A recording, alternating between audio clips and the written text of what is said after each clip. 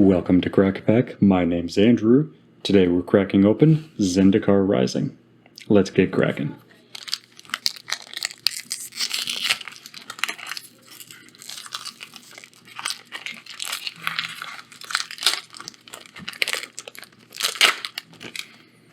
Our first card today is a copy token. Our land is a mountain. Then we have a showcase art Dreadworm with a foil treatment.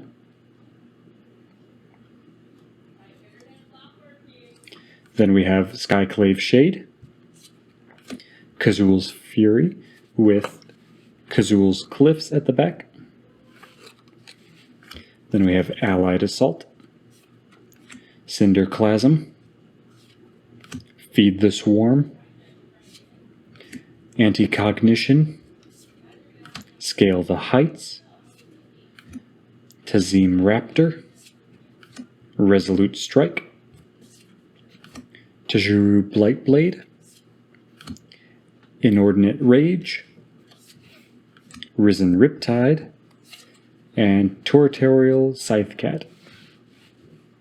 So again, Territorial Scythecat, followed by Risen Riptide, Inordinate Rage, Tajuru Blightblade, Resolute Strike, Tazim Raptor, Scale the Heights, Anti-Cognition, Feed the Swarm, Cinderclasm, Allied Assault, Kazul's Fury with Kazul's Cliffs at the back. Then Skyclave Shade, which is a 3/1 for 1 and a black, with kicker of 2 and a black. Skyclave Shade can't block. If it was kicked, it enters the battlefield with 2 +1/+1 counters on it, and it also has a landfall trigger that says whenever a land enters the battlefield under your control, if Skyclave Shade is in your graveyard and it's your turn, you may cast it from your graveyard this turn.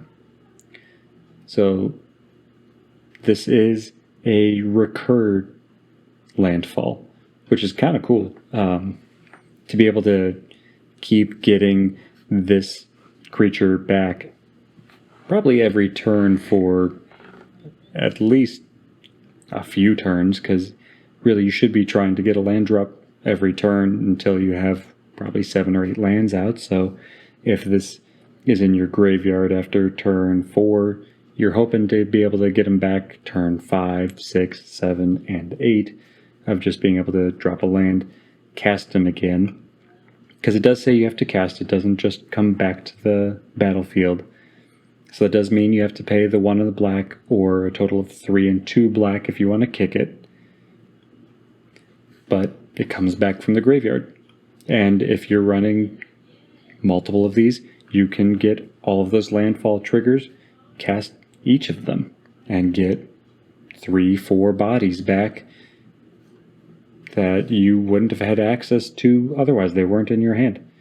That's great.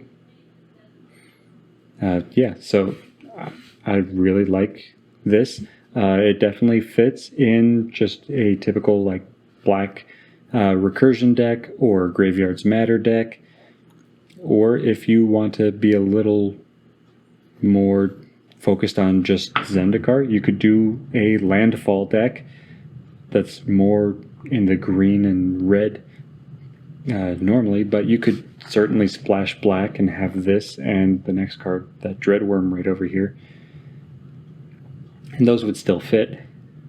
But I think Skyclave Shade definitely fits better in like a mono black or a black blue like Graveyards Matter or Reanimator style deck.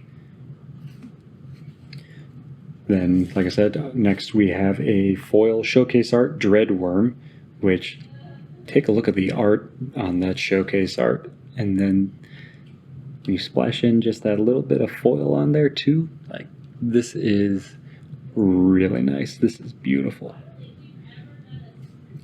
And Dreadworm is a 5/4 for 4 and a red, or 4 and a black, sorry, that just has a landfall trigger. It says, when a land enters the battlefield under your control, Dreadworm gains indestructible until end of turn. That's a fantastic effect, because again, you're probably dropping a land every turn until hopefully the end of the game, but it might only be till like turn 6 or 7. But even still, if that's when you stop dropping lands, there's still a few turns potentially that Dreadworm has indestructible. It is only until end of your turn, so it's not until your next turn. So there is that window of your opponent's turn or turns that it could be destroyed. But it does mean that your opponents can't destroy it when you're swinging with Dreadworm, because that's what you want to do with a 5/4 body. You want to be swinging with him and hopefully connecting with your opponent, not creatures, but even still, it's going to be indestructible because you dropped a land that turn, so you won't care. It's either going to destroy a blocker or deal a good chunk to your opponent. So Dreadworm is another good landfall creature.